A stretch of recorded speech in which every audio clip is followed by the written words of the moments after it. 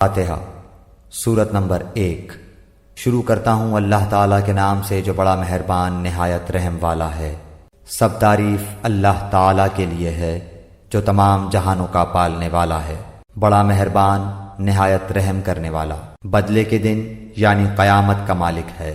ہم صرف تیری ہی عبادت کرتے ہیں اور صرف تجھی سے مدد چاہتے ہیں۔ ہمیں سیدھی اور سچی راہ دکھا، ان لوگوں کی راہ جن پر تو نے انعام کیا، ان کی نہیں جن پر غضب کیا گیا، اور نہ گمراہوں کی۔ سورہ بقرہ سورت نمبر 2۔ شروع کرتا ہوں اللہ کے نام سے جو بڑا مہربان نہایت رحم والا ہے۔ الف لام میم۔ اس کتاب کے اللہ کی کتاب ہونے میں کوئی شک نہیں، پرہیزگاروں کو راہ دکھانے والی ہے۔ جو لوگ غیب پر ایمان لاتے ہیں اور نماز کو قائم رکھتے ہیں اور ہمارے دیے ہوئے مال میں سے خرچ کرتے ہیں، اور جو لوگ ایمان لاتے ہیں اس پر جو آپ کی طرف اتارا گیا اور جو آپ سے پہلے اتارا گیا، اور وہ آخرت پر بھی یقین رکھتے ہیں، یہی لوگ اپنے رب کی طرف سے ہدایت پر ہیں اور یہی لوگ فلاح اور نجات پانے والے ہیں۔ کافروں کو آپ کا ڈرانا یا نہ ڈرانا برابر ہے، یہ لوگ ایمان نہ لائیں گے۔ اللہ تعالیٰ نے ان کے دلوں پر اور ان کے کانوں پر مہر کر دی ہے اور ان کی آنکھوں پر پردہ ہے اور ان کے لیے بڑا عذاب ہے۔ بعض لوگ کہتے ہیں کہ ہم اللہ تعالیٰ پر اور قیامت کے دن پر ایمان رکھتے ہیں، لیکن در حقیقت وہ ایمان والے نہیں ہیں۔ وہ اللہ تعالیٰ کو اور ایمان والوں کو دھوکہ دیتے ہیں، لیکن دراصل وہ خود اپنے آپ کو دھوکہ دے رہے ہیں مگر سمجھتے نہیں۔ ان کے دلوں میں بیماری تھی، اللہ تعالیٰ نے انہیں بیماری میں مزید بڑھا دیا، اور ان کے جھوٹ کی وجہ سے ان کے لیے دردناک عذاب ہے۔ اور جب ان سے کہا جاتا ہے کہ زمین میں فساد نہ کرو تو جواب دیتے ہیں کہ ہم تو صرف اصلاح کرنے والے ہیں، خبردار ہو یقیناً یہی لوگ فساد کرنے والے ہیں، لیکن شعور سمجھ نہیں رکھتے۔ اور جب ان سے کہا جاتا ہے کہ اور لوگوں یعنی صحابہ کی طرح تم بھی ایمان لاؤ تو جواب دیتے ہیں کہ کیا ہم ایسا ایمان لائیں جیسا بے وقوف لائے ہیں، خبردار ہو جاؤ یقیناً یہی بے وقوف ہیں لیکن جانتے نہیں۔ اور جب ایمان والوں سے ملتے ہیں تو کہتے ہیں کہ ہم بھی ایمان والے ہیں، اور جب اپنے بڑوں کے پاس جاتے ہیں تو کہتے ہیں کہ ہم تو تمہارے ساتھ ہیں، ہم تو ان سے صرف مذاق کرتے ہیں۔ اللہ تعالیٰ بھی ان سے مذاق کرتا ہے اور انہیں ان کی سرکشی اور بہکاوے میں اور بڑھا دیتا ہے۔ یہ وہ لوگ ہیں جنہوں نے گمراہی کو ہدایت کے بدلے میں خرید لیا، پس نہ تو ان کی تجارت نے ان کو فائدہ پہنچایا اور نہ یہ ہدایت والے ہوئے۔ ان کی مثال اس شخص کی سی ہے جس نے آگ جلائی، پس آس پاس کی چیزیں روشنی میں آئی ہی تھیں کہ اللہ ان کے نور کو لے گیا اور انہیں اندھیروں میں چھوڑ دیا جو نہیں دیکھتے۔ بہرے گونگے اندھے ہیں پس وہ نہیں لوٹتے۔ یا آسمانی برسات کی طرح جس میں اندھیریاں اور گرج اور بجلی ہو، موت سے ڈر کر کڑاکے کی وجہ سے اپنی انگلیاں اپنے کانوں میں ڈال لیتے ہیں، اور اللہ تعالیٰ کافروں کو گھیرنے والا ہے۔ قریب ہے کہ بجلی ان کی آنکھیں اچک لے جائے، جب ان کے لیے روشنی کرتی ہے تو اس میں چلتے پھرتے ہیں، اور جب ان پر اندھیرا کرتی ہے تو کھڑے ہو جاتے ہیں۔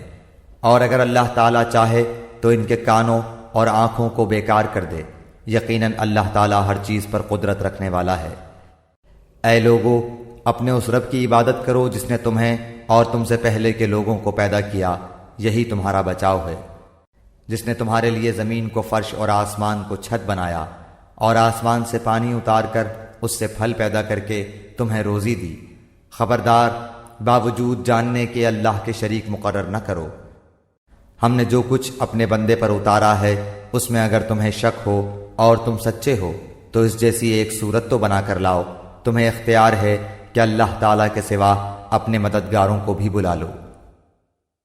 پس اگر تم نے نہ کیا اور تم ہرگز نہیں کر سکتے تو اسے سچا مان کر اس آگ سے بچو جس کا ایندھن انسان اور پتھر ہیں، جو کافروں کے لیے تیار کی گئی ہے۔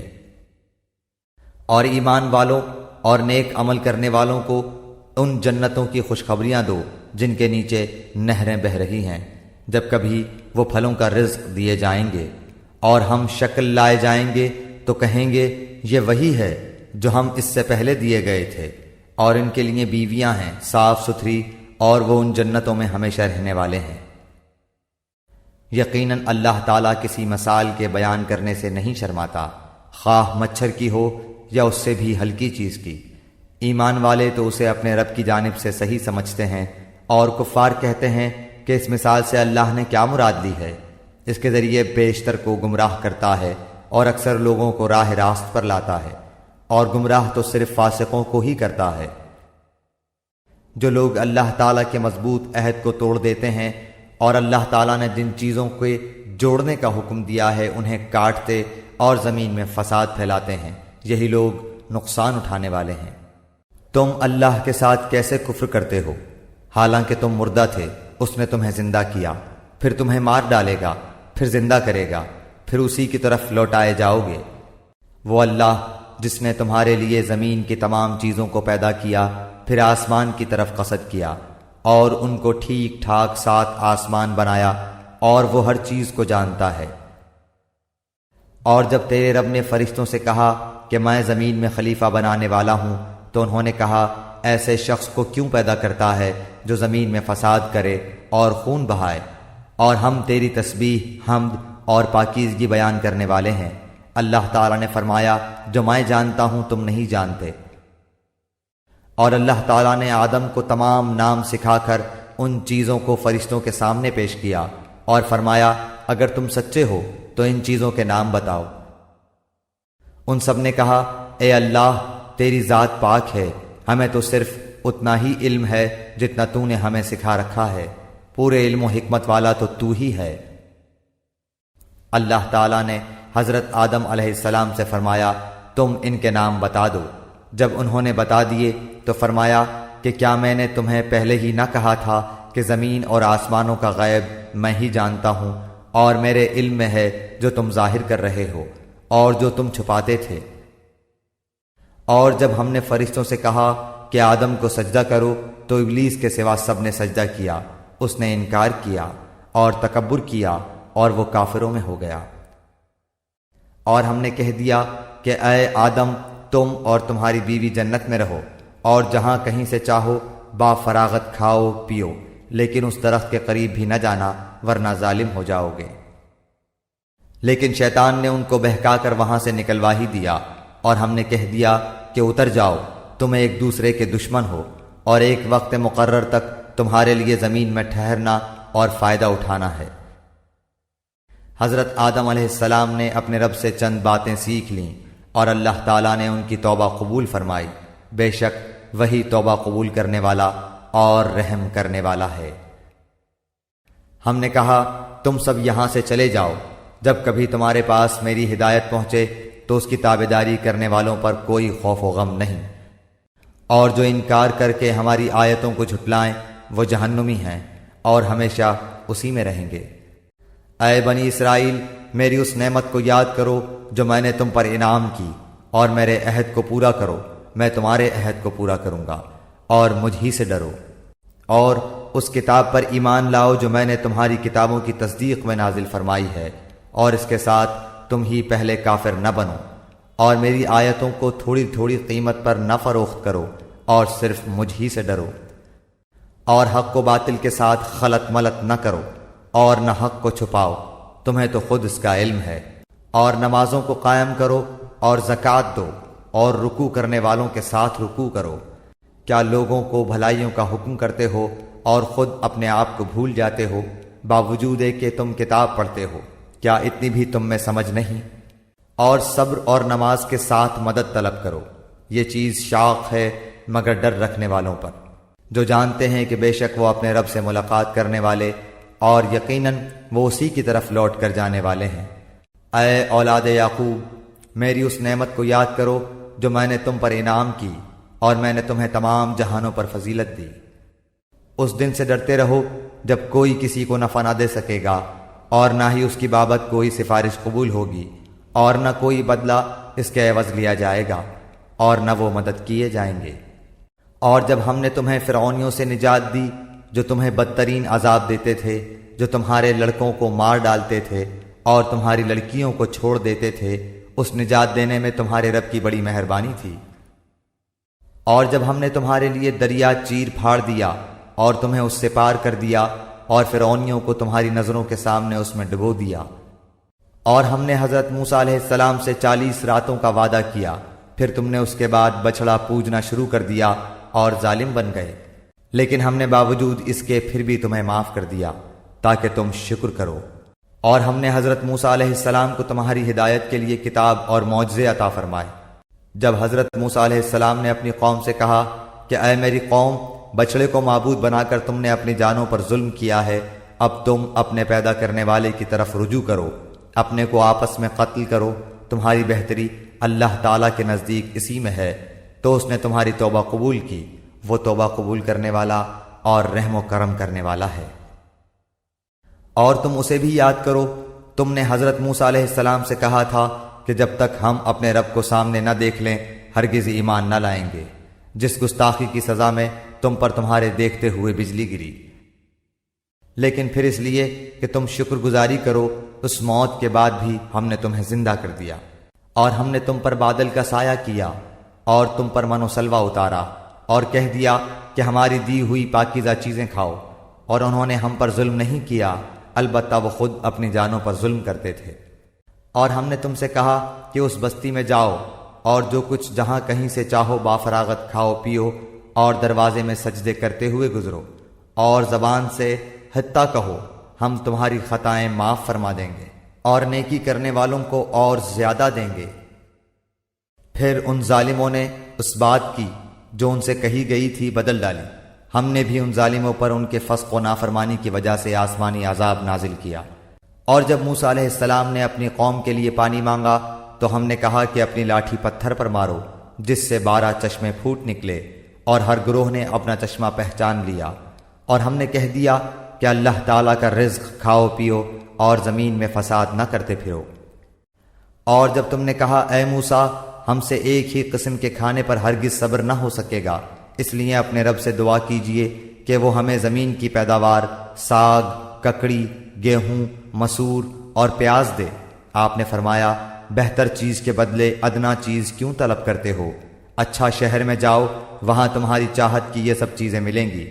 ان پر ذلت اور مسکینی ڈال دی گئی، اور اللہ کا غضب لے کر وہ لوٹے، یہ اس لیے کہ وہ اللہ تعالیٰ کی آیتوں کے ساتھ کفر کرتے تھے اور نبیوں کو ناحق قتل کرتے تھے۔ یہ ان کی نافرمانیوں اور زیادتیوں کا نتیجہ ہے۔